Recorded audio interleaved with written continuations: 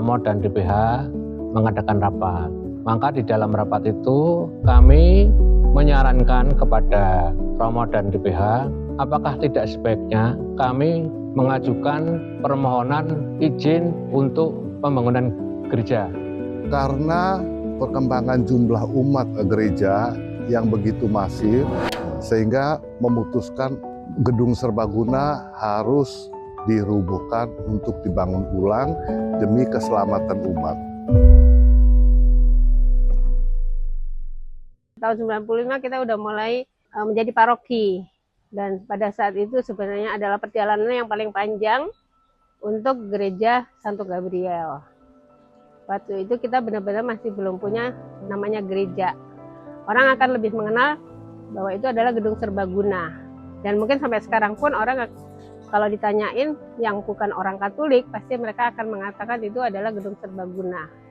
Pada tahun 95 itu ada peristiwa yang sebenarnya cukup membuat kita agak menyedihkan karena kondisinya tidak kondusif dengan lingkungan sekitar, dengan warga, karena gereja kita itu kan di dalam komplek dan itu tidak mudah. Tantangan utama adalah karena letak gereja ini di lokasi suatu perumahan, pasti banyak masyarakat yang non-Katolik yang takut dengan adanya pendirian gereja itu. Terutama di RW saya itu, kalau ada pendirian gereja, pasti mereka konotasinya akan melakukan kristenisasi. Nah, dengan itu kami bersama-sama dengan masyarakat Katolik yang ada di paroki ini, pelan-pelan mendekati mereka yang ada tokoh-tokoh Muslim yang ada di sekitar ini yang sangat kurang setuju dengan adanya pembangunan gereja Katolik ini. Itu yang terjadi tahun 95, dan Romo pada saat itu harus menghadap kecamat, wali kota, harus berdiskusi sehingga kita dapat izin untuk masuk ke gedung serbaguna. Tapi izinnya tidak boleh misa itu di bawah, harus di lantai 2 karena dianggap kalau kita di bawah itu akan mengganggu umat sekitar. Nah, kenapa sampai sekarang pun itu misa ada di lantai 2. Pada awalnya ide pembangunan gereja sebatas renovasi kondisi existing yang ada. Tapi berdasarkan rapat dirumuskan bahwa untuk perizinan karena prosesnya cukup panjang, jadi kita tidak mau melaksanakan secara tanggung. Jadi begini ceritanya, PGDP dalam hal ini Romo dan DPH mengadakan rapat. Ada penjelasan dari pengurus gedung serbaguna. Dari situ diungkapkan bahwa kalau gedung serbaguna itu selalu harus memperpanjang izinnya 5 tahun sekali. Maka di dalam rapat itu kami menyarankan kepada Romo dan DPH, apakah tidak sebaiknya kami dari DPH PGDP mengajukan permohonan izin IMB untuk pembangunan gereja. Dan dalam kesepakatan itu para Romo dan DPH sepakat untuk mengajukan izin IMB itu. Diputuskanlah kita melakukan rencana pembongkaran gereja dan kemudian melakukan pembangunannya.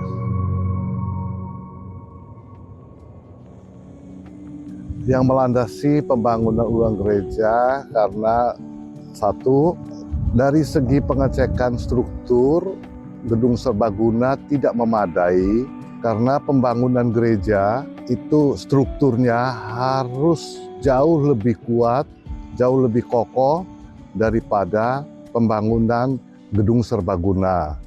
Sehingga dengan terpaksa gedung serbaguna harus dirubuhkan untuk dibangun ulang demi keselamatan umat.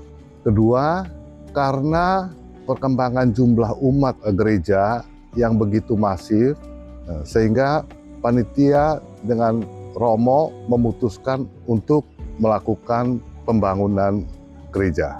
Dan arsitek terinspirasi gereja ini seperti Bahtera Nabi Nuh, sehingga potongan-potongan backdrop daripada gereja dan bangku itu adalah dari potongan-potongan kayu seperti kapal Nabi Nuh. Jadi pencarian dana itu ada eksternal dan internal ya. Kalau eksternal itu yang seperti gala dinner, terus keluar ke gereja-gereja lain, itu ada tim sendiri, Bu Acun, Bu Monik. Kalau untuk internal itu khusus kupon tali kasih itu dipercayakan kepada WKRI. Romojek minta saya untuk membantu mencari dana. Dan saat itu surprise banget buat saya karena apa? Selama ini WKRI, selama waktu itu ya, WKRI itu dianggap sebagai organisasi ibu-ibu yang adanya di tempat gereja untuk membantu seksi lain dalam bidang konsumsi. Nah itu yang saya kurang setuju ya. Nah, untungnya juga gitu buat kami, Romojek itu mengajak kami untuk terlibat dalam pencarian dana. Ini yang membuat kami bangga sebagai wanita Katolik yang terlibat tidak hanya di dalam, tapi akhirnya bisa keluar mencari dana untuk pembangunan gereja. Dan gereja ini juga jadi milik umat karena apa?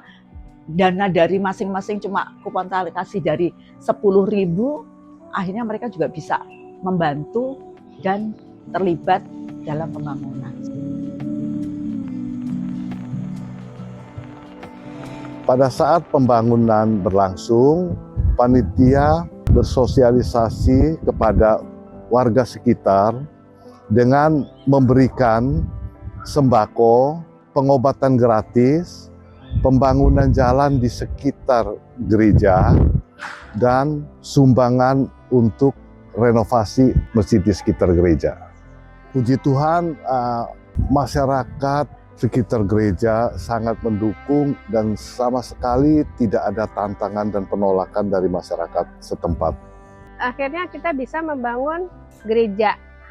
Pada saat itu DPH juga mengusulkan bahwa sebaiknya sih kita menjalin kerjasama dengan UMKM di sekitar wilayah 1-2 yang non-Katolik.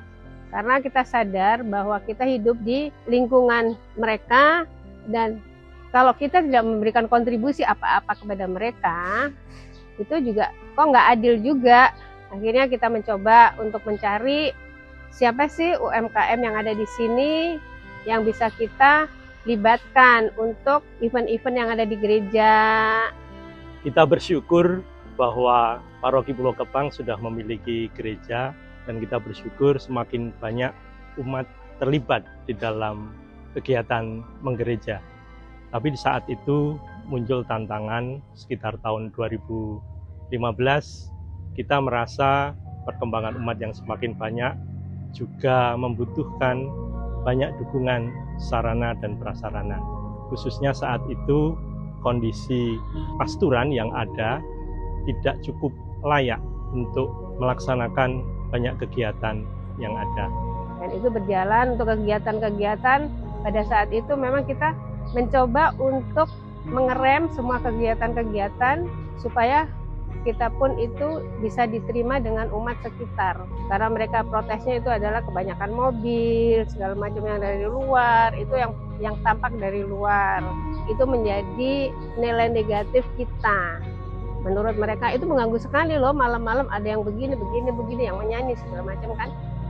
Maka Promosti bersama DPH yang saat itu membentuk suatu kepanitiaan dalam rangka membangun suatu gedung karya pastoral. Dasarnya kebutuhan umat saat itu belum ada kita ruangan untuk yang cukup besar untuk menumpung kegiatan-kegiatan yang banyak. Juga permasalahan mengenai parkiran yang saat itu di dalam kompleks gereja yang tidak terlalu besar, paksa harus menggunakan sekitar gereja digunakan untuk parkiran. Jadi gedung karya pastoral di Santo Gabriel ini sebenarnya belum ada. Yang sekarang dipakai, yang difungsikan sebagai GKP, itu sebetulnya bangunan yang sebelumnya dipakai sebagai pasturan. Gedung pasturan itu kita robohkan untuk dibangun menjadi gedung baru. Itu kondisinya sangat parah, ya. satu ada bangunan yang sebenarnya tidak untuk dijadikan lantai, tapi waktu itu dijadikan lantai. Ya. Kemudian beberapa plafon itu kondisinya sudah hancur, ya, berantakan, dan juga kondisi lantai mungkin tidak didesain untuk penggunaan orang banyak. Dari perencanaan yang ada, kita melakukan proses penganggaran. Memang tidak mudah saat itu. Pada saat yang ada tantangannya adalah dana kita sangat terbatas. Dana yang terbatas ini tidak menyurutkan semangat, tapi dari tim anggaran yang diketuai Pak Ajikin sama Romo mencari usaha-usaha untuk pencarian dana tersebut. Kita sangat terbantu dengan adanya bantuan dari DSP, dari KAJ, kemudian ada kegiatan-kegiatan kita berkunjung ke paroki-paroki di KAJ untuk mencari dukungan dana yang ada. Kalau ada pembangunan, itu kan sesuatu yang kelihatan, yang kemudian proses itu kadang-kadang tentu mengganggu warga sekitar, ya. Misalnya saja kalau ada truk, ya, beton lewat itu kan pasti akan mengganggu. Sehingga untuk mengantisipasi hal tadi, itu dari pihak panitia, dalam hal ini khususnya ada bagian hubungan masyarakat gitu ya, yang diharapkan sebelum pembangunan gedung pun sudah disiapkan oleh mereka. Kita melakukan pendekatan. Truk-truk proyek itu kan pasti dari Jalan Raya Pulau Gebang, masuk Pulau Gebang Indah. Nah, kita pendekatan terhadap pengurus dan warga di RW 11 yang dilalui. Dan yang kedua, untuk mengamankan jalur itu dari jalan raya sampai masuk, kita mengajak rekan-rekan kita dari Forum Betawi Rempuk FBR untuk mengamankan 24 jam. Dan ternyata hal itu bisa terlaksana dengan kondusif sampai selesai. Dalam hal ini mungkin saya harus mengapresiasi almarhum Pak Sudibyo, ya. Jadi almarhum Pak Sudibyo kan waktu itu masih di sini, dia tanda petik lah ya, mempunyai network yang cukup banyak di warga Pulau Gebang Permai ini. Sehingga kalau ditanya mengenai bagaimana sih komunikasi ke mereka, hal itu dilakukan Pak Sudibyo tentunya mungkin tidak sendirian tapi dengan yang lain-lain, ya. Dalam perjalanannya memang cukup banyak tantangan, tetapi berkat dukungan dan doa akhirnya kita memiliki gedung karya pastoran. Sarana dan prasarana ini hanyalah wujud fisik, tapi yang menghidupkan semuanya nanti adalah kita. Untuk itu kita akan jaga bersama-sama, apalagi pelaksanaan sampai sekarang ini aktivitas yang dilakukan luar biasa. Untuk itu kita juga butuh dukungan agar pemeliharaannya bisa terlaksana dengan baik. Kegiatan menggereja maupun non-liturgi cukup padat di sini ya. Hampir sepanjang minggu itu selalu ada kegiatan. Sekarang ya, SKK kita ini cukup maju karena sekarang SKK kita yang di Pulau Gebang ini menjadi Ketua Dekanat untuk Jakarta Timur. Apakah kita sudah merasa sukacita dengan apa yang sudah diberikan oleh gereja, atau kita merasa sukacita maka mau memberi sesuatu kepada gereja supaya umat-umat juga lebih merasa bersukacita?